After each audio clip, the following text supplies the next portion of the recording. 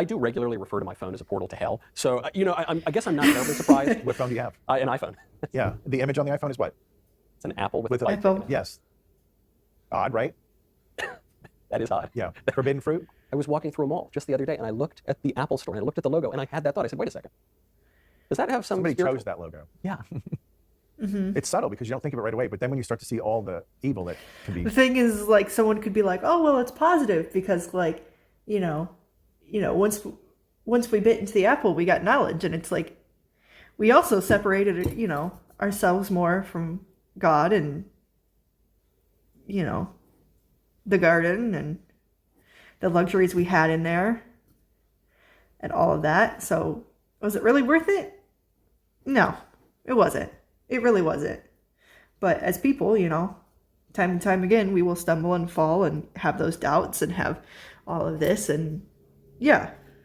Perpetrated through the phone, and the apps and social media, all of it. We live in the most difficult time to be virtuous. Shit. So 100 years ago even, they didn't have to contend with any of this stuff. None of it. And the portal to hell on the phone, the main one that people write into my show about all the time, that I suspect has a lot to do with the kind of weird demonic activity we see. It's porn. Yes, that's the true pandemic. I assume Catholic priest, you hear plenty of confessions. You do. Is it 100%, 90, 80% of men are confessing to their sin? Well, my parish is lower than normal because we've been fighting it, okay? But normally 95% of men, they're coming in weekly with this problem, right? And they say, I don't want to do it, but it happens every week. So right away, again, there's a demon of lust attaching to them and pushing them. So when you get out of the confessional, you have to guard yourself, which means avoid the near occasion of sin too. So when you know you're vulnerable, if after you have a few drinks, you're more apt to open that up, then that's when you say, I'm not going to have, either I'm not going to drink, so I'm not going to go into my bedroom with the phone. You have to guard yourself, right? So I was talking with Father Don Calloway probably about a year ago about his book. It was maybe longer than that because it was the year of St. Joseph. And he has a 33-day consecration of St. Joseph. He was telling me that so many men have told him that once they do the consecration, they have no trouble with the lust. If they're really validly doing the consecration with their heart, not just reading the words. So I said, wow, that's great. I go, you know what? I went online and bought 500 books, put them in the confessional. And when somebody tells me they got that problem, I say, here's your solution. You're going to do this 33-day consecration to Joseph, and he will protect you. He's called the Terror of Demons. And most men will come back to me and say, it's helping tremendously. Like the push is gone. Now I have to just decide every day for virtue. So there are things out there to help us, but you have to choose it. People will write to me sometimes and say, Michael, I'm struggling. Often it's that problem or some other problem. Do you have any practical advice? And I know you're Catholic, and I know you're Christian, and I know but do you have any kind of like secular practical advice? Secular? I mean, honestly, Jesus says if you're, I cause you sin, pluck it out. Throw away your computer or throw away your phone. Get a flip phone. If that's your thing and you really want to get over it and you can't stop, then get a flip phone. Right. But on the other plane, we fight defensively. Catholics are not good at offensive fighting. So when we're tempted, that's a struggle, right? It's a struggle. It's literally we're struggling. We don't want to do it, but it's like a cross. It's the same thing you do with the cross you do with this. You say, Lord, let's say it's pornography. I'm struggling here and I hate this. So right away, close your eyes, look at Jesus on the cross, look at his face and say, Lord, I give you this temptation and I ask you to convert this to grace to rescue 100 other men who are about to commit this sin. Well, it takes you out of the temptation, puts you into prayer, puts you into intercession prayer for others, and he'll do it. And as part of the mystical body, we have that power to plug into the cross. And now the devil is irate. Because not only did he not get you, but now you're stealing from his kingdom.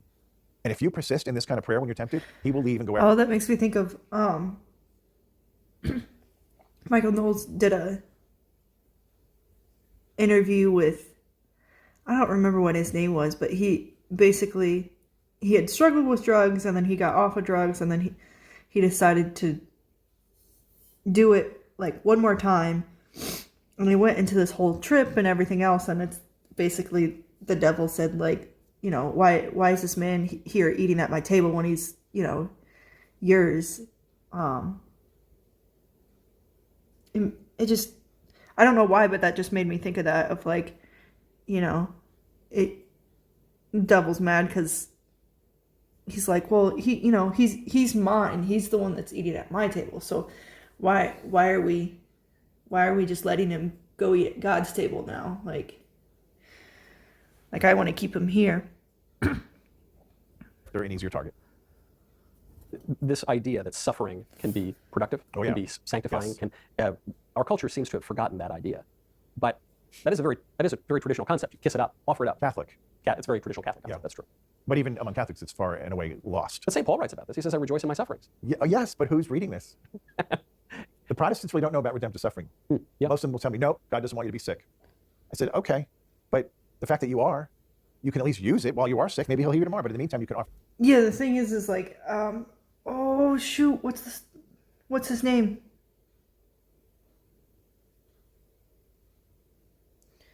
They made a whole movie about it, animation movie, and I've been wanting to like rewatch it because I haven't watched it in years, and now I can't even remember the name.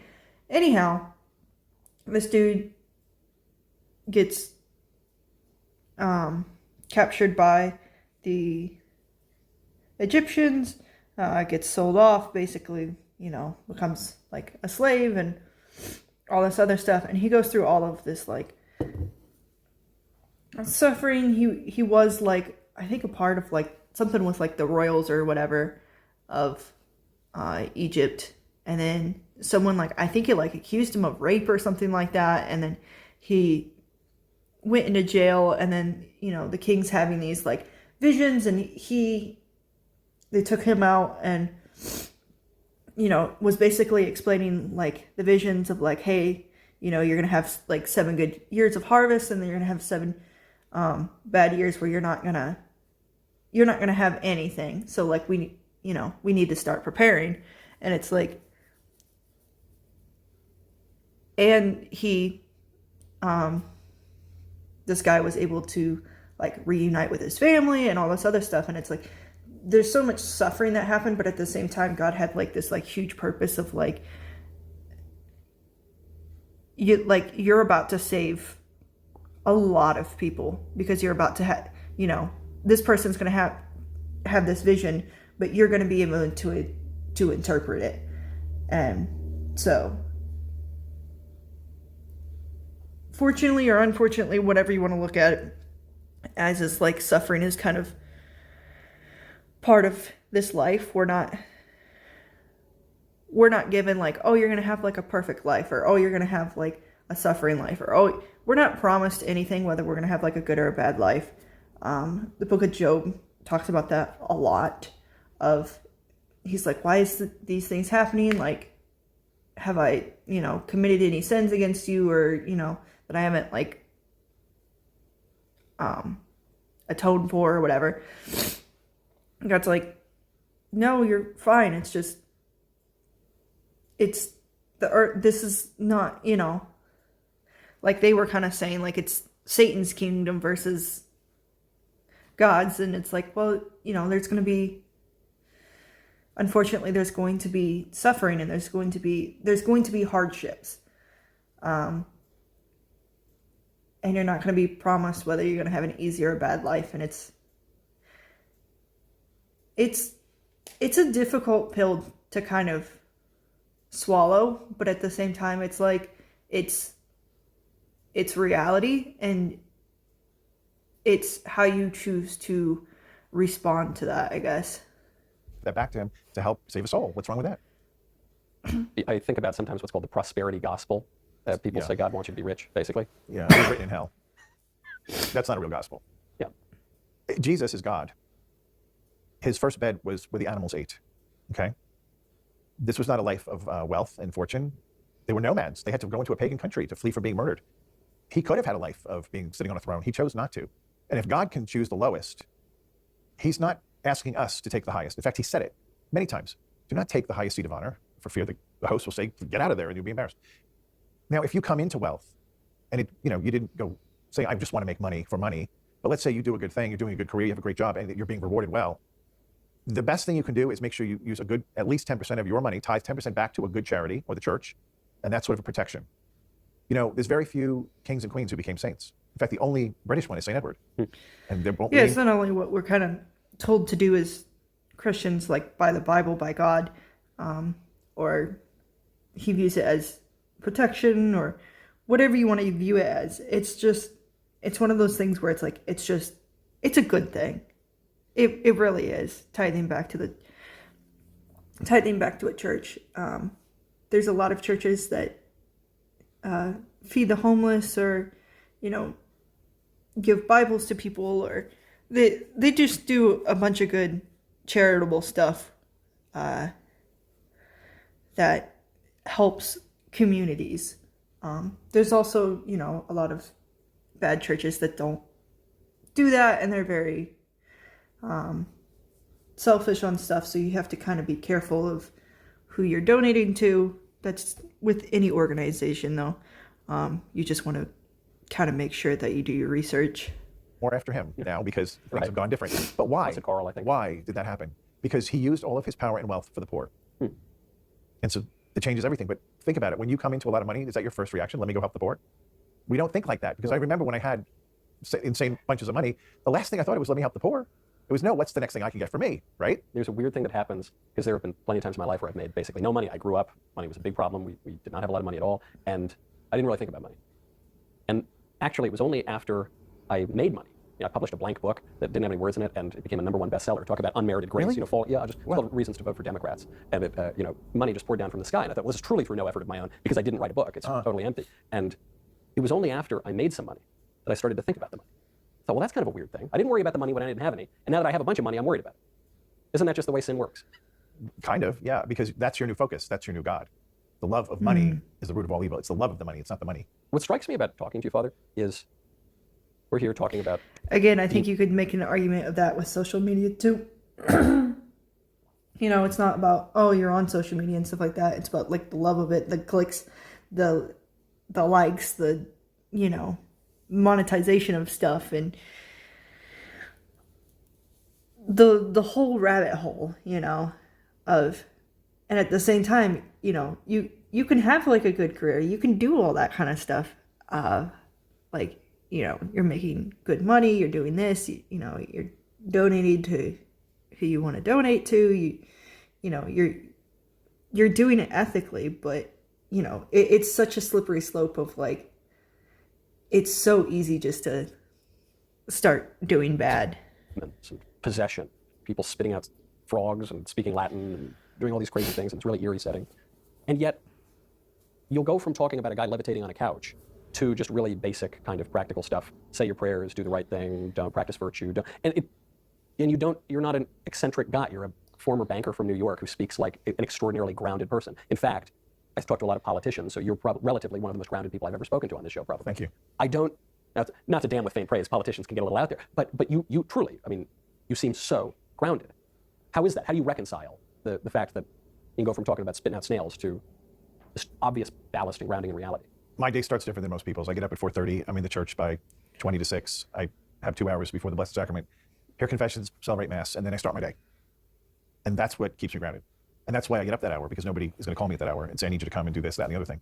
So you protect your morning. You pray. You pray for the people you're supposed to be praying for. I pray for the whole world every day. I pray for, by name, Pope Francis every day. There's a list of people, and if you're fighting Jesus Christ or our church, you're on my list. So AOC has been prayed for most recently when she said she was triggered by the Super Bowl ads about Jesus. I said, well, I'm going to have to pray for her because the only one that gets triggered by Jesus is Satan. So that would be a problem for AOC. On the subject of politics, it's hard to look at the political scene and not think that there could be some demonic activity, especially when it comes to an issue that's very hot, transgenderism. And I'm sure there are all sorts of mental problems that are involved there, but I can't help but think when someone comes up, and we've all seen these videos of someone saying, hey, no longer call me she or her, I am now they. I am now multiple people. There was a video of a young woman who said, I have headmates, and my headmates are insisting that I go through a surgery so I look more like a man. And I don't want to. I love my body, but my headmates insist that I do that. And I listened to that. Or even Sam Smith, the singer who danced around like the devil, who said, no, I'm they and them now. I think, well, I guess your legion for you are many. Is this just demons? Demons are influencing at the very least. Again, I can't diagnose somebody without meeting them and talking to them, but I'll tell you this. It's a mockery of God for sure. Because God said, let us make man in our image. He's the only one that gets to use a plural for his personhood, okay? Everybody else doesn't get to do that. Even Legion, it was because they were many of them, not because one was many. And then, what else did it say? He made them male and female. Man, I've never thought about that. Think of Father, Son, the Holy Ghost is 3 in 1. It's the only one that can kind of use like a plural. And it truly be accurately right. Of him being plural. Because he's 3, but it's 1.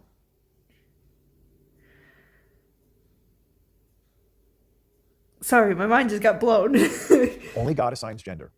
So this is man trying to become God. It's the same. This is the same story in Genesis 3 over and over and over. It was pleasing to the eye and looked appealing, and so they went for it. They wanted to be like God. And this is the same thing. When you think you can assign gender, Isn't there like a thing in like I think it's like the Book of Ruth where like this lady's like, I want to be called something like just like a different name. And in the entire book, other than her saying like, I want this different name, like it refers to her as like her actual like birth given name. And the only reason like she wanted to be called something different, I think it's because she was like trying to like get away from God or something like that. So it's a very interesting topic. think you can terminate life, when you think you can start life, that's not your role. That's God's role. So this is the greatest Christ to attack and blaspheme God that we've ever seen in the history of the world.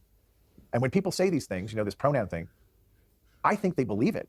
Not all of them, but I think many of them actually believe what they're saying, but it doesn't make it true. It means they're very lost. They're very deceived, perhaps. And I feel badly for them. I don't hate them. I feel like, my gosh, how awful it would be to think you're in the wrong body, right? It would be terrible. But I want them to be set free. Now, I'll tell you an interesting story. When I was a hermit, my superior was the Exorcist of Omaha, and we had a deliverance ministry and exorcism ministry. It was sort of like the last call when you had a problem with the devil. If your exorcist couldn't get him out, we had people flying in from all over the world that would stay with us, some for a week. That one little nun that crawled the wall, she was there for over a year. It took a year. She was satanically, ritually abused as a baby, and she didn't know it. And so that had to all come out. That's another time.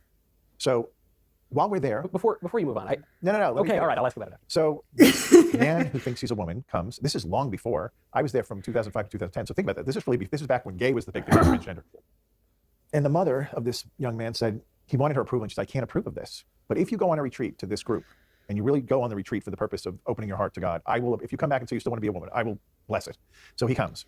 So this is an intense program. So he's there for 8 days. 3 times a day he gets prayed with a group of men over him, right? And we're releasing images of what we see about how God loves him. And there's another group discerning on the side who are lifting him up and asking God to show us how to pray for him. And then he's coming to Mass, and it's intense, right? Every day. We're not getting a lot of breakthroughs in the beginning. And then one of the discernment teams finally said, Lord, is there something we're missing? And the whole team got images of the Father. And we're like, we don't know much about who's the Father. Like, what about, because he had a father. Yeah. So one of the nuns says to the exorcist, can we have permission to call his mother who won't send him here? So sure, go call her. So they call her. What's the deal with the father? And she starts crying. She goes, I never wanted him to know, but I got pregnant before I got married to what he thinks is his father, but that's not his father. And then she got pregnant by the man who was married to her, and it was a daughter. And he did favor the daughter because it was his. And subconsciously, this little boy learned, if I want to be loved by my dad, I have to be a girl. But he didn't know this. It was all like subconscious. Right. And so when we finally learned this and then started praying against... I feel like when I hear like trans people's stories, it's so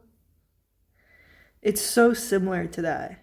Or like some people people in the LGBT community in general, I feel like there's always that like,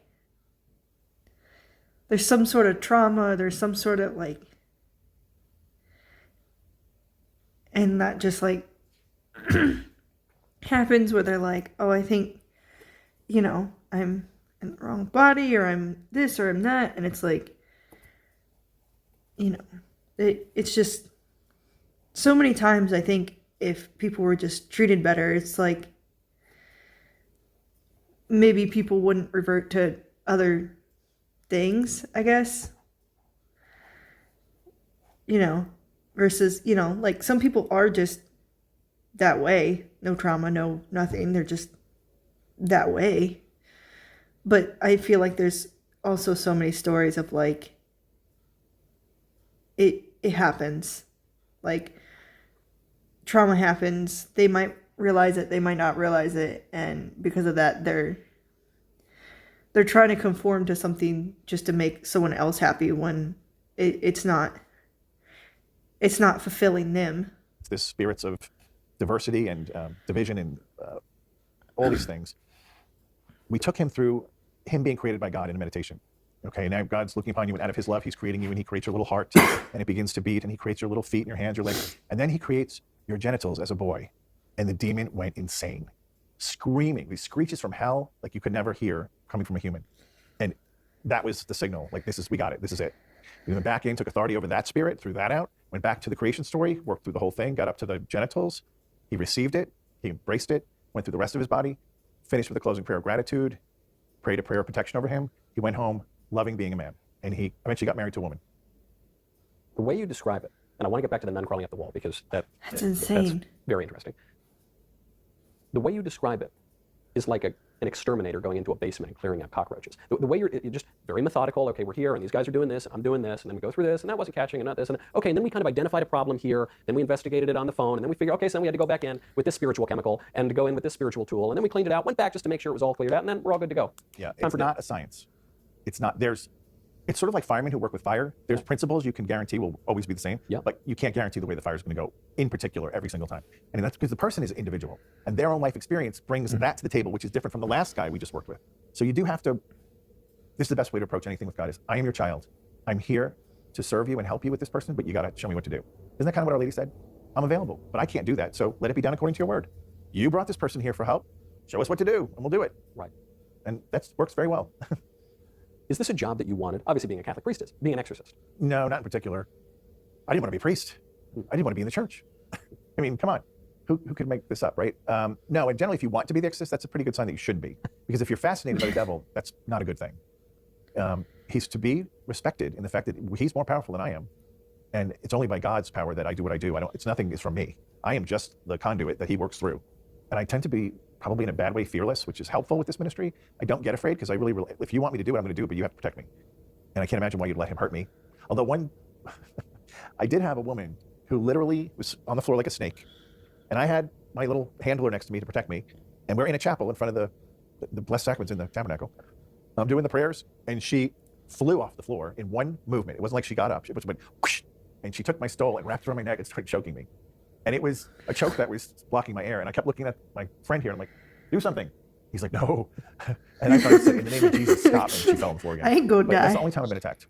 It's also worth mentioning, you're a pretty big guy. I mean, the idea that some smaller woman would be able to actually choke you seems implausible to me. Well, flying off the floor seems implausible, too. Flying off the floor also seems... So when I saw that, I'm like, this is not good. Speaking of the other woman that you alluded to before, the nun, you said she was satanically, ritually abused as a kid. Yes. This is the sort of thing, when that phrase comes up, the really respectable liberal people will tell you, oh, that's a ridiculous conspiracy theory. That doesn't happen. Get off your tinfoil hat. There's no satanic ritual abuse that goes on. And yet, it does. Oh, yes. Why would they have reason to say that? How can you disprove something just because you haven't seen it? That's not logical. This is the part that a lot of people who are a little more secular or skeptical of all these, this is the part that they often get hung up on. It's not that someone would sexually abuse somebody else. It's not that someone would beat somebody else. It's not that someone would murder somebody else. It's that they would do it in a satanic ritual. That's the part that seems so absurd. If this is just a material world where all just bags of chemicals, why would people engage in satanic ritual abuse? And what even is that? Okay, so satanic ritual abuse is when usually it's a family member, like a parent or a grandparent. Usually it's not the parent, but a relative who takes the child and performs a ritual abuse, like a rape on a baby, which involves blood, and they consecrate the child to the devil. Why would you do that? Because it gives them great power. The devil asks for payment. What are you going to give me? I want one of the kids. And so they do. And they don't have to actually murder them, although sometimes there are SRA victims who are killed. Halloween is the #1 time of year for the most human sacrifice to the devil on the planet. People go, that's ridiculous. Halloween's just about candy. It's not. In fact, in New York City, Father Labar was telling me that it's the #1 week leading up to Halloween where the most homeless go missing. There's these unmarked vans that come around and offer to take them to shelters and get meals for them, and they just bind them and they keep them and they satanically sacrifice them on Halloween. Who does this? These are people in occults, you know? That's crazy. I mean, personally, like I like Halloween because I like to dress up, and I like my Halloween movies, but also like you can't not recognize that as a real thing too, like people are doing bad things because they want to on a certain date that happens to be Halloween, but I mean, that's just crazy. They keep hidden. I mean, obviously, if they were mainstream, that would be a bigger problem. But if that day comes, then I'm going underground. Yeah. But they're out there. And, when I went off to exorcism training in Rome, these are seasoned exorcists that have been doing this for 20, 30 years that come in to teach what they've learned and what they've experienced. One of the most interesting things was a case of a medical doctor in Rome, who was invited to go to a party. And they said, there's a way you can like triple your income like that. Just come to this party. He's like, okay. goes, very normal party, very bougie, high end, drinks are flowing, heavy hors d'oeuvres, beautiful setting, and then all of a sudden, all these people come out with the black robes and hoods, and this weird ritual begins. Yeah, There that's was when you something done run. to a child, but it wasn't murdered, but it was foul, and he was a bit horrified. And then they came over to him and said, "We understand that you're interested in increasing your income." And he goes, "Well, I don't know about any of this." Yeah, I just wanted to like a get rich They were quick like, scheme. he's like, "Well, we're not going to ask you to do that. Well, you can just give us one of your children." He goes, "What do you mean, give me one of my children?" They go, "Just spiritually, not physically." And so he says, "Well, then you can have my daughter." I don't know. You look at me like that because I have the same mentality. Who would do this? But for some reason, he just had the influence over him that he would do it. Within 24 hours, the daughter starts having nightmares, then night terrors, then she's suicidal, and the father knows what's going on. So he finally tells the wife, and the wife is, as you can imagine, she's through the roof. So she calls the bishop, gets the exorcist involved. The exorcist says, "This is a high-powered group running around Rome. That this is not the first case we've heard of, but they're not going to let you out. So we can do the exorcism of your daughter, but then you have to leave Rome." And he packed up and moved to South Italy because he was frightened from these people when he saw what they did. So you don't have to believe it, but that doesn't mean it's not real. Right, and when you see these sorts of symbols all over the place in your face from Hollywood or wherever else, you have to think, okay, well, the symbols mean something. Some producer is making the choice to put the symbol out there. People are engaging in these things. Even the videos that come out of all these weird secret societies where, one of them, they're worshiping a big owl statue, or they're And the Bohemians. the Bohemian Grove, or you see these, I know of certain rituals, from secret societies at my own alma mater, and everyone thinks they're just kind of fun and, okay, you get into a coffin or something like that. And probably the people doing it just think it's kind of a fun thing, but you are doing it. It is a ritual. Even if you think it's just a silly little act to go worship an owl in the woods. Well, why are you doing it? Doesn't it have some meaning? Yes, and because we're corporal beings, we have bodies, what we do matters. What we do matters. And a lot of people think, well, I didn't mean anything by it. Well, that doesn't matter. When I do this, the Lord knows I'm invoking the Trinity. Now, if a pagan does that, they invoke the Trinity, no, but it probably still gets the Lord's attention. Oh, look, there's somebody making the sign of the cross, but they don't know us. Maybe we'll go visit them. The devil does the same thing. A lot of the ritual things people do, a lot of the yoga movements were originally tied to spiritual entities. And so when you make the movement, even though you're not thinking I'm inviting this thing in, maybe you are. So I tell people, be intentional with what you do and do the things you desire to do and don't do the things you don't mean to do. Because what a horrible thing to go through life not knowing that all the things we do actually have an impact in the spiritual climate. When I sin, even if it's a personal sin, pornography, it has effects on other people. Right. This we saw in religious life. Because when you live in a house with 9 guys, when one guy falls and commits a sin against lust, that spirit goes through the whole house. And the next morning, everybody comes down to breakfast like, so who's the idiot who? Really? Oh, yeah. You can feel it because then you're all attacked. And then if you're honest with each other, as usually religious are, it's like something's in the house. Did anybody get attacked? Oh, yes, I did too. And then we're like, I'm sorry, that was probably my fault. When we're talking about these groups, you mentioned the Bohemians or all these weird kind of cult things, it's often powerful people who are associated with them, all the stories about the Freemasons. And then you think, well, it says right there in the gospel that the devil is the prince of this world, and there are principalities and powers and spiritual wickedness in high places. So not to get too far down the rabbit hole, but I've been convinced over the last 3 years that the difference between a conspiracy theory and the truth is about 6 to 9 months. Is that stuff just all true? What stuff do you speak of? That these weird societies that have weird black hoods that show up at these cocktail parties in Rome with the canapé and the champagne, that they actually exist and powerful people are parts of. They do exist. And they believe it. I believe the elites are part of it. Would I say every rich person is involved? No. Like there's the St. Edwards out there. Yep. But I think at a certain level you get invited in, just like that doctor, right? And he's certainly not at that level. But there is a story I came upon about a year ago of a I was going to say there's rich people that have come at the out highest and level been of like, bankers. yeah, We're talking global they bankers invited of me. I said no. billions and billions of dollars. And he was also brought into this whole group where they were doing human sacrifice. And he knew he was going to have to do it at some point. And so he went to a journalist and recorded everything. And he said in his, basically his story of what was going on, I don't expect to be alive in a week, but this has to be told. And 3 days later, he was found face down in a bog, dead. And when that happens and somebody has the nerve to step up, you don't risk your life for something that's not true, right? This is my friends who are skeptical of Christianity. They'll say, well, maybe it's just all a legend. Maybe it's all kind of made up. And I thought, well, 500 eyewitnesses to the resurrection, and the Gospels were written, the earliest Gospels were written within just a few decades of the resurrection. And putting all of that aside, why would 11 of these guys go off to their deaths? And St. John goes and lives a long life, but the rest all go off to their deaths all around the world for a lie or something that was fake. It wouldn't. On top of the fact that if you looked at the church as a corporation in the world of commerce and industry, it is only by the grace of God. Not only that, but like people, people die today even of that because people some people just don't like Christians and decide that they shouldn't live. It's like, why, why are you going to die for that? There's so much more than belief, and it's like they've probably seen and experienced stuff that they can't explain, to the point of like, they're like, I can't say like I didn't experience this. For so long could be still thriving, given all the bad periods and the mismanagement of things. And I'm not mocking the church, like it's had such terrible missteps, and it still goes forward because Jesus is the head, and only by that does the church continue. But if it was left just to men, it would be over. Yeah, Hilaire Belloc. Clearly. Didn't he say the way that he has to take the church's divine institution on faith, but a mark of it for the unbelievers is that no other institution governed with such knavish imbecility would have lasted a fortnight? True. So getting back all the way to the first thing we were talking about, the people who say, look, Father, you seem like a reasonable guy, but you're getting off in some crazy things that I don't even think exist. I don't believe that there is such a thing as evil. So evil certainly doesn't have a personality. How can you believe that some things are better than other things? How can you believe that it's better to bake a pie for a widow than it is to kick a baby in the head, which I think probably most people would agree to, and not extrapolate from that there is such a thing as good and there is such a thing as evil? The modern world somehow can't go from something we all agree on to, okay, good and evil actually do exist. How do you make sense of that? I think it's so clear. I don't understand. Somebody says that. Again, if you're talking about non-believers, yeah, different category. But if you're that is Christian, what I am talking about. Yeah. Well, if you can't see good and evil in this world, I think you're blind. I mean, how could you look at the news and not see good and evil? Mostly evil. They don't put the good on. I mean, really? So if someone pushed you on the train tracks to kill you, that would be okay? There's not evil there? I mean, I think it usually hits Yeah, people I'd make when the it's them, argument of, right? So again, train wreck, can't look away from it. So, of course, the news is going to do that.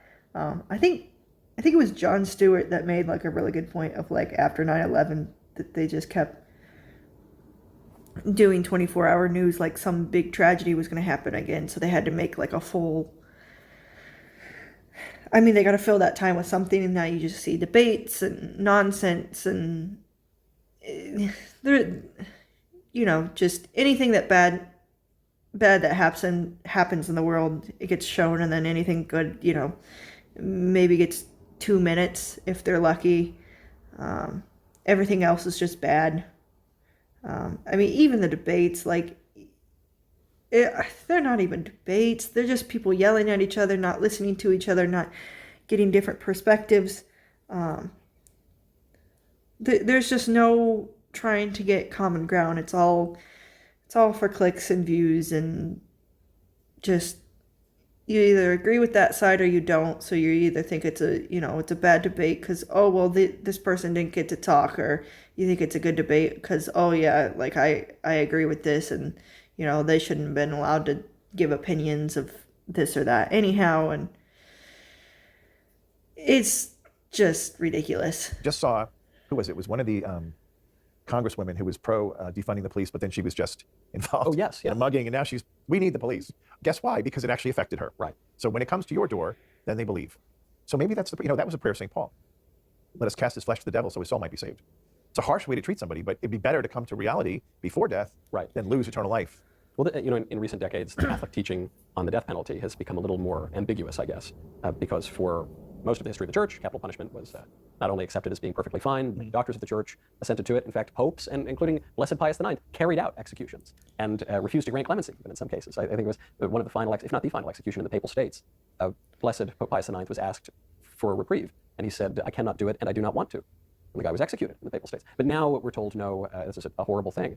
And if not intrinsically evil, it's impermissible in all of these cases. I think, can't it be an act of compassion, not only to society, to protect society from It is, and here's the problem with our Holy Father for this situation. He's thinking... The thing is like, I get, like, if we're in a society that we don't have room to, like,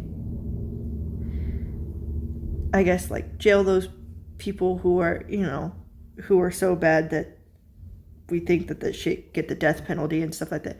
But I don't know. I just don't agree with it because I don't think we have the right to say to end a person's life, or to say, that that person should live. And also, like, does two wrongs make a right? Personally, I don't think so. Like, I think, you you look at like the Luigi Mangione,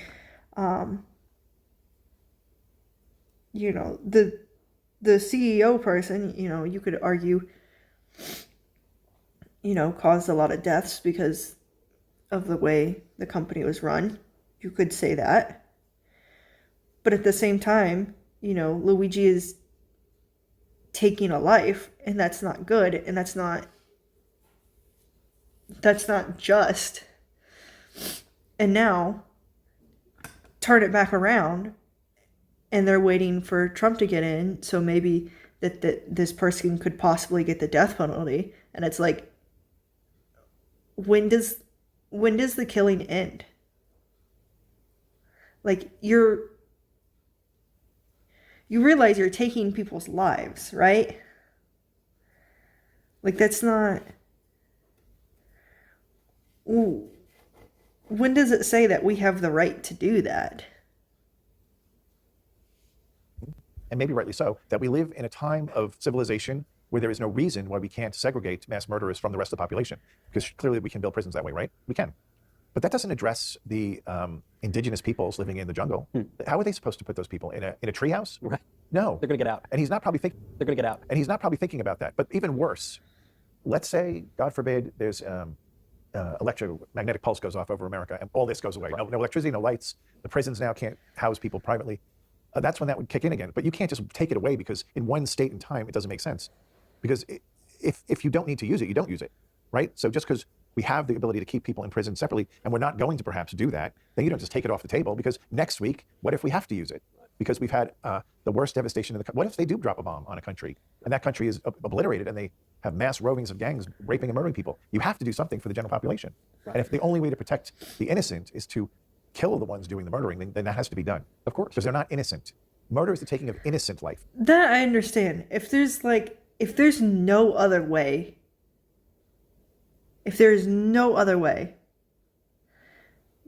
then fine. But when there is another way, again, like the Luigi case, why is death penalty even being considered? Like, that makes no sense to me. We have the ability to, like, through our justice system, be like, yes or no, he did this or he didn't do this. And if he did do this, then, spend the rest of his life in jail. That's the definition. Right. Well, the ones being murdered in their homes by the pillagers are the innocent. They're killing. That makes them not innocent. I especially think of the state of our civilization. We seem to be trending in a pretty bad direction. So, as you say, there's a fair chance that in the not-so-distant future, we're not quite so able to segregate all the mass murders. And I even think, I can't help it. They can't even protect people in Chicago. Right. Washington, San Francisco. So I don't, come on. At what point? That has to be, I'm not going to go there. That has to be fixed in other ways. But you can see how this is a devolvement of society is happening. I also can't help but notice, Father, and we've cut around it a couple of times. Every time we're getting into a topic, there's been some weird sound that goes off in this building. Maybe it's just the degradation of society that we can't even keep the buildings and the studios running anymore. But I've done a lot of these interviews, Father, and I don't want to make you feel bad and make you think it's just you. But you come in here, we've had to pause and stop and cut and restart this interview almost every 7 to 10 minutes. And then only when I said, okay, well, let's just include it and I'll mention it. And I'll mention these weird situations in the film. Only once I said that, we haven't had a problem since. I'm not saying it's you, Father. It could be. I think it might be you. I think it's me too. This happens to me. My whole life is like this now. So part of my life is just surrendering and saying, Lord, you get done what you want done, and well, I'll just take authority when I have to. I'm not surprised. I think of Father John Vianney, St. John Vianney, patron saint of parish priests, who the devil would bother him all the time. And Pio, too. And Padre Pio. There's a story of St. John Vianney in the confessional. He's hearing from a penitent, and the church starts shaking, or something flies across the room, some crazy, the penitent's terrified. And St. John Vianney says, oh, don't worry about that. That's just the devil. Don't worry. Just like any dead catches fire. He says, oh, no, that's just the strength of the right hand. I've had that happen in my life. I've so had that happen in my life, where it's just like, ghost encounters, probably just demons, and it's just like, I could just, oh man, you could just feel the anger. Like nothing's ever moved or anything, but like you just feel the anger and the hatred and I'm just kind of like, as long as you don't bother me, I'm not gonna bother you. But if you start bothering me, you're getting the heck out of here because, God's given me the authority to just be like, you get out, So you need to be doing your own thing and leave me alone. He Man, catch the that's bird, happened so so he many learned the times in birdcage. life. I'm like, oh, it's just demons. It seems like some similar things might happen if one were an exorcist. There's a lot of harassment. Someone wrote into my show, said, Michael, if you could meet the devil. I said, I don't know, I probably have met the devil a few times. Don't wish I Met him twice. You've met him twice? Personally. How'd that go? Not well the first time, because I wasn't even a seminarian. I was discerning. I just came out of my life of sin. I joined Our Lady of Victory, like I mentioned, and this little old Polish priest who became my spiritual director. And I remember one day I went in and I said, this job is killing me because, it was a sales position. I was entertaining big shots at all fancy restaurants every night, drinking. I said, I can't balance this with trying to live this new life. It's not working. So he said to me, well, let's do this. Why don't you, for the next month, you can go call ahead or go to meet to the restaurant early and tell the bartender when you order a drink that it would be just club soda, no vodka. But you would order it publicly and then they won't know. I said, I can do that. So he said, no alcohol for a month. So it's the middle of the day, it's like noon. I come out of the church and there's this beautiful, handsome man, custom tailored suit. And he's staring at me, which if you've ever lived. It's interesting that his story and also the violinist story is like, this is like the most beautiful man that I've ever met. Just interesting coincidence. New York, you don't stare at people. It's pretty unusual. Very, like you put your eye, you don't, Yeah. it's almost an attack, like this, I'm being attacked now, I have to fight. And I just was like weird. So I turned to walk towards my office and he runs up next to me and he grabs me by the arm. Again, no guys do that. No guy grabs somebody by the arm and is like escorting them. And he goes, let's get a drink.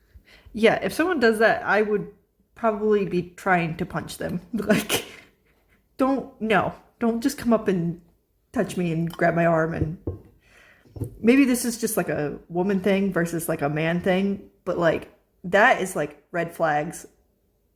Someone is trying to hurt me or do worse to me, and no. And I just had chills go up and down my body. And I said, get away from me. And then I turned direction and went towards my apartment because it was closer. And I got to my apartment and I walked through the doors and the doors closed behind me. I looked out and he was just laughing at me. And it was like, so he leaves and I run back to the church. I go, Father, let me tell you what just happened. What do you think happened here? What is this? He goes, I told you, you're going to have a target on your back, so you got to be careful. And I said, was that who I think it was? And he goes, sounds like it. Certainly seems that way. I mean, that was just no random person for sure. So that really, it frightened me, to be honest. I was like, I didn't sign up for this at all. And then a few years later, I was on a vacation visiting an old banker friend down in Miami. And she set up a whole luncheon at this place called Nikki Beach, which really isn't appropriate for seminarians or priests. Yeah. It's it's the glitterati, the high-powered, wealthy people. It's bottle service on the beach. Right. And I'm just like, I don't know how I feel about this. And the two girls to my right, I knew both of them. Sandra was hosting, and my ex-boss, Christine, was with me. And they start looking at this guy across over by the other end of the deck. Like, oh my God, look at that guy. He's so handsome. My guy's beautiful. And all of a sudden, Sandra's like, oh, he's coming over here. And I turn and I look, and it's him. It's the one that wanted to get the drink. Only now he's like shirtless in a bathing suit, and he walks up and he goes, what are you doing here? I thought you were going to be a priest. And he goes, this is my territory. You shouldn't be here. And both the girls got flipped Again, out. why are you eating they at had my the table? scare mechanism. Like the face I'm making right now. Yeah, literally like, danger, Will Robinson. And Christine's like, get the check. And she threw money down. She's like, we're out of here. And we left. But like, when those things happen, God allowed it, right? So for me, I felt like I wasn't supposed to be there. And God was letting me know, you have no place going to places like that anymore. Don't do that again. Right. The devil, whether he wants to be or not, it can be a tool of Absolutely. God. Absolutely. He's not more powerful than God. He's nowhere near as powerful as God. And his own will be foiled in God's providence ultimately. And the fact that you had these friends there who saw it, who reacted that way, who can attest to it, it wasn't just you had a daydream or something. No, they were visibly shaken. And to this day, they talk about it and they get spooked just talking about it. I don't know. When I say maybe I've met the devil, I mean, I've engaged in all sorts of sins. I don't know that I've ever actually met the devil, but I'm pretty convinced I've met angels. I'm quite convinced of that. And also in New York. There's a lot. New York is a spiritually rich place, I guess. But improbable kinds of meetings. Again, in New York, strangers don't come up to you. They don't look at you. They don't. Striking up conversations. In the strangest of places. I mean, I sometimes fear when I tell these stories that it's like when you wake up and you tell your wife about the dream you just had, and she goes back to sleep before you get the first sentence out because it's so boring. It's very interesting to the people who have the experiences, but unless they're as shocking as Yeah, a lot you of two. my, I guess I guess it's not like encounters. It's more of, well, kind of, not really like seeing Jesus or whatever, but just like almost getting warned, like, hey, this is about to happen. So it's definitely different. And the reason you're so convinced is it's just like, yeah, people may talk to you, all the time, like randomly, like on the subway or whatever, but it's just, there's just like something about it that just like, it hits different. I don't know how to explain it, but it's just like something that you just can't get out of your mind for like forever. It's like that experience where you're like, that just happened. Like that just happened. Even if it seems like a super normal dream or like a super, it's just, I don't know how to explain it unless you've experienced it. It's just, it feels so different. The old devil. But when those experiences happen, you meet someone, strike up a conversation. There's one guy, all right, I'll get to it. There's one guy, I was really down in the dumps. I was working in politics and show business, as I guess I still am. But I was just right out of college. I was back in this reversion moment. It was really spiritually rich. There was a lot of temptation and sin, and there was a lot of shocking grace and kind of numinous experience. But I was kind of down in the dumps because I'm not doing great in my career. I just got out of school. I went from being the big man on campus to being some nobody guy in New York. And I'm on the subway on the 6 train, and I forget exactly which direction it was, but it was either I got on, or either this happened at 28th Street going uptown or 33rd Street going downtown. Okay. And I'm on the train, and this kind of funny-looking black guy and this lady walk onto the train. They're clearly together. They go, she's standing over here, and then this guy sits down right next to me. I'm just trying to read my Kindle. So he's just looking at me. Says, hey, who are you? It's like, huh? Oh, I'm Michael. He was like, oh, my name's Michael too. Oh. We're angels. I said, I just come back into believing in God and the church and everything. I said, oh, yeah, how about that? He goes, so what do you do? I said, oh, I work in politics and show business, so essentially unemployed. That's not the. I said, I'm not doing very much. Yeah. So, don't worry about that. You'll be great. Train comes to a stop. He stands up, walks off the train. Doesn't even look at the woman he walked on the train.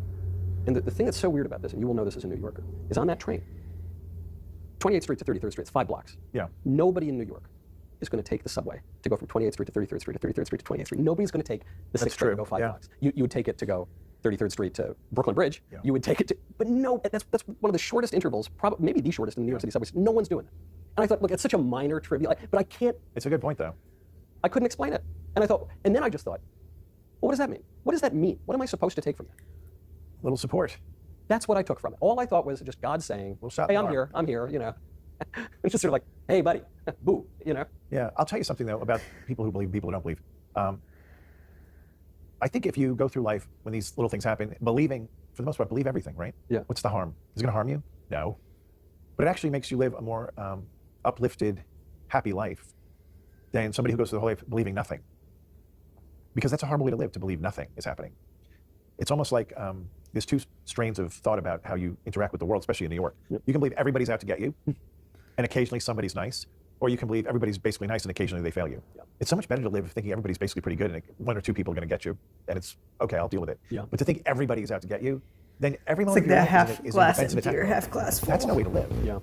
I know people that their marriages are like that. Like they're in a marriage where they feel like they're in a battle all the time, and I'm like, Yeah. you're not going to make it. You Yeah. can't go that long No. in that really kind of a stressful zone without somebody giving up. What do you say to people, many have asked me this too, say, I want to believe. I think Christianity is good. I think it's good to go to church. I recognize the life I'm living is kind of dissolute and pointless, and I'm somewhat depressed, but I want to believe, I just can't. Faith is a gift. Ask for the gift. It's that simple. But the biggest blockage to believing is pride. That's really true. Pride is the mother of all sins. And so it would be good to think about all the ways in your life you've blocked God or rejected God or said, I don't believe in you, I don't want you, and then say, Lord, I'm going to repent of having this unbelief. And even though I don't know you, I'm asking you to come into my heart and reveal yourself to me and make it evident that you're with me and you're here. And he wants you to know him more than you do. So if you make that effort, he will do it. And suddenly you'll find yourself looking at the world through a whole different lens, like, wow. And you'll start seeing these little connections like you're seeing. Like, I don't know if it'll be a man saying he's Michael and Angel, but could happen, right? Because we're living in the most disobedient age, I think, in history with regard to rejecting God. It's at a level I've probably never seen. And the scriptures tell us that when sin abounds, grace superabounds. So if you stop and say, I don't believe in God, but I want to, I just don't. And then you turn to God and say, as an act of faith, I'm reaching out to you to say, if you're there, please let me know you're real. And heaven's going to move a big spigot of grace over your head, and you're going to get pummeled by Niagara Falls, and you're going to come out of it going, Yeah, I do think that's believe the in best God. thing that you can And that's do. the first step. You have to take. Whether you believe or not, like if you just be like, I just ask for that faith. step. The pride was certainly a big part of what got me, because I fell away when I was 13, and there was the sex abuse scandal, didn't help. There was the weak catechesis and the kind of felt banners, hippy-dippy stuff that was not great for a teenage boy. But it was the new atheists, Christopher Hitchens, Daniel Dennett, Richard Dawkins, Sam Harris. They, going back and revisiting their arguments now, I think, wow, those are perfect arguments for a 13-year-old boy. They're not good arguments to convince someone who's in any way educated, but they really do appeal to a precocious 13-year-old boy. And actually, my path back into the church was in a way another kind of appeal. It was inverting that appeal to pride, because I used to think all the smart people were atheists, and then I came to realize pretty much all the smart people were Christians, or theistic. They believed that God, throughout history, just statistically, 100% of smart people have believed that God exists. And that helped me get back in. I think that's a big stumbling block for a lot of people today. They just feel that religion is for stupid people. Well, yeah, that's what they will tell you, the communists. I mean, that was the whole argument. It's the religion of the masses, and that's the first thing they do away with to control the people, get rid of the religion. Or they think they get rid of it by shutting it down. But I think people in general underestimate the immensity of God in his intelligence, in his power, in his everything. Like, we tend to sort of put him on our level, thinking we can outsmart him. I mean, even, a communist government thinking, if we just shut down the churches, God will go away. Yeah. Really? Yeah. Do you know who this is? Do you know he made everything, even the whole universe?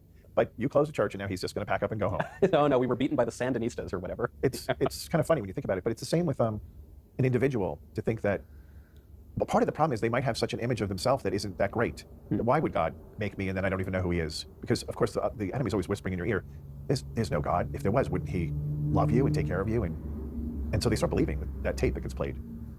It's only when you start breaking open the scripture and asking it to come into your heart that things start changing, and changing quickly, like pretty quick. I think, again, in this day and age, when I feel a very great urgency for people to come back to God, because I feel like we're on the very edge of an abyss, that something's coming. And I feel like, just with everything that's going on in the natural world, but also in the supernatural world, that we're on the verge of something big. So my Lenten homily was... I mean, that's the thing is, like, we're not promised tomorrow. But, Revelations is going to happen at some point. So to say, like, we're not getting closer to it would be ignorant. So I don't think what he's saying is wrong at all. Like, yeah, there's big things that are going to happen, and people are going to have to make a choice of what they want to do. Go into Lent thinking it's your last Lent, and treat it that way. Like, do everything the best and the most. Don't cheat it. Go in wanting to come out a saint at Easter, because it might be your last. And I preached that, and then the next day I got sent a message from one of the mystics I think she's in South America, and it was Our Lady. Now, I'm not saying this was a true, but the fact that this came to me unsolicited and nobody knew what I had said, because this was just a generated email from it's not from a person, it's from the website. And she said, treat this Lent as though it's your last. I said, oh, okay. And that doesn't mean it's going to be. Right. But we do things differently when we think it's the last time. Right. It's different than saying this will be this will be your last Lent. It's on May 4th. Right. That's when. Didn't say that. Right. But someone's going to live in the end times. Right. Some people will But ask there me, will be 400,000 people die every day. Half in the womb, half out of the womb. In fact, more in the womb than outside the womb. Did you know that? I knew that in certain places, Globally, more people die inside the womb every day. everybody who dies outside the womb, heart attack, cancer, AIDS, accidents, natural causes, murder, that's about 175,000 or so a day, and then 200,000 a day in the womb. More. So more people die in the womb than outside the womb. Imagine how that is. Imagine how heaven looks on that. we read accounts of human sacrifice, baby sacrifice in the Bible, the Hittites or whatever, and you see it in some of the indigenous populations before Columbus arrived, practicing all sorts of human sacrifice. We look back, we say that's savage, that's barbaric. We are practicing human sacrifice on a far greater scale than any other historical epoch. Not even close. Yeah. And just to touch back on some of the occult stuff, there are witches who go on record saying they'll pay for abortions if they can be present for the abortion. Okay, why do they do that? Because since they paid for it, they're making the sacrifice to the devil. That's horrifying. This is real cases of women who said this. The woman came up to shit. She wanted to pay for the abortion, and it turns out they've looked them up and they're a practicing witch. The other thing, going back, I'm just tying up loose ends here. So when we talked about the transgender, I don't know if you know this, but one of the ancient images of Satan is Baphomet. Yeah. Okay, what is Baphomet? So he's got the goat head, he's got the women's torso with the breasts, and the man's down below. So that's not a new thing. So imagine the devil, he identifies as transgender as that image. I made this point the other day on the show, not explicitly or directly with regard to Baphomet, but I just said, isn't it odd that depictions of demons tend toward androgyny, transgenderism, this kind of hatred of the human body as it is actually made? They hate us. They hate us. But why do they hate our sex? Why do they hate our sexual complementarity and difference? That's a great question. The only way... Because the devil's jealous of God's favorite thing created was humans. And that's the whole thing with the devil, is he's jealous of us because we look like God. A man participates in creation is through the marital embrace. We can't create anything. We can build, but we can't create. But when we come together and make a baby, man actually participates with God in creation. The demons can't do that. They can't create. They don't have bodies. Can't create. So the fact, that's one. The second is that the Word incarnated in human flesh drives them crazy because it elevated humans above them, because now this divine person has a human body. That's the two reasons they hate us. So we're talking about physical things. I know a lot of people are going to say, look, I have faith. I believe that evil exists and demons and the devil and God and the saints and the angels. Maybe not the saints, they would say. But I believe in pretty much all of it. But why do I need holy water? Why do I need to go through some ritual? Why do I need some priest to confer some sacrament or blessing on me? Why do I need all this stuff? Why do I need a rosary? Why do I need all this stuff that you Catholics have? Why can't I just think it? You don't need it. You don't. But it's like you're going into a battle and you can take no weapons, or you can take every weapon available. Yeah. I'm taking every weapon available. Why not? I want the shield. I want the sword. You're saying I'll pass on everything. Okay, good luck. Now, do you need these things to get to heaven? You don't. But I just had a conversation with a priest in this diocese who is over a lot of the education, and he's realizing that the devotional aspect of our faith is the part that captures the heart. The sacraments have all the power, but frequently people don't connect emotionally to the sacraments. It's just a fact of life. But they get very emotional when we talk about devotion to the Sacred Heart, devotion to the Immaculate Heart, to all the great devotions of the Church, the Rosary, when we're meditating on the life of Christ through the eyes of his mother. And it draws people deeper in love with the Trinity and Jesus' parents and his best friends, the saints and the angels. Now, you don't believe, somebody says, don't believe in saints. Do you believe people go to heaven? Yes. What do you think we call people in heaven? Saints. So you do believe in them. When you get diagnosed with cancer, do you call your friends and say, please pray for me? Yes. Well, why wouldn't you ask your brothers and sisters in heaven to pray for you? Right. They actually have access to the throne. So it makes no sense. Right. But if I would ask Joe down the street to pray for my wife, Joe is just some schmuck. Certainly, I would ask the only people that we know are in the presence of our Lord to pray for my wife. the mother of God, do you think she has any influence? Yeah, see, that's the part I don't understand. Why are you praying to dead people? Like, why aren't you praying to the Lord? Like, you have the power to directly pray to him. So why wouldn't you? Like, I get asking your friends and stuff like that, so they also, are praying directly to him. And it's nice to feel that kind of support from friends and everything. But at the end of the day, you're praying directly to him. I don't have to pray to people who have passed to be like, hey, can you go talk to him for me? Because I can talk to him.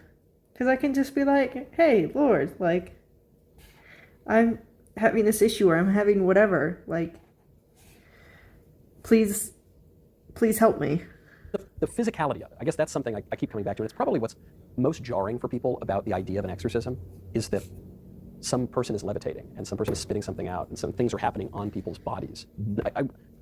It's almost as if people can totally get that there's a spiritual thing, and they can totally get that there's a physical thing. But it's very hard to believe that they intersect or interact with one another. Okay, but I mean, they do. I don't know what to say to that. Facts don't care about your feelings, I guess. You know, it's like, again, the non-believer is a whole separate category but if you're a Christian, Yeah. you're a Baptist. Do you believe the Bible? A third of Jesus' time is spent driving out demons. That's no small amount of time. So like, and this is the word of God, so either you believe it or you don't. You can't pick and choose, right? So yeah, I believe that. So suddenly the demons all went away when he went to heaven? Have you looked around lately? Does it look like there's no influence of evil? So Antonin Scalia did an interview in New York Magazine probably about 10 years ago, maybe more. And he mentioned something about heaven or hell. And the interviewer, a very glib young woman, she said, "Oh, you believe in hell?" He goes, "Yes." She goes, "Well, it must be awful scary believing in hell." And he leaned in with a theatrical whisper, and he said, "You know, I even believe in the devil." And she essentially laughs at him for it. He said, "Do you realize how out of touch you are with most people who believe in God and believe in the devil? Do you know how out of touch you are with most people throughout all of human history?" He said, "Many more intelligent people than you or me have believed in the devil." She changed the subject. there was a priest who was a very big impact on my life who was I was gonna say, wasn't it like Albert Einstein and stuff like that? That's like it's easier to believe in like a creator versus just something coming out of nothing, like planets and stuff just arriving just randomly. theologian who was frequently on these big panels discussing theology with other theologians. And one of the other theologians had mentioned how he doesn't believe in the devil in his talk. And so then the man I know got up and he said, well, I have to address that right away because this is scriptural, first of all. So like, if you don't believe the scriptures, I don't know how you ever became a priest. And then went through a few other things and then said, finished his talk, gave his talk, done. Afterwards, he went up to the priest and said, I'm gonna pray for you in a way that you'll come to believe in the devil. And they were all staying at this retreat house. And that night, there were shrieks coming from that priest's room. And when they ran to see what was wrong, and he let them in, he said, the devil came tonight. And now I believe.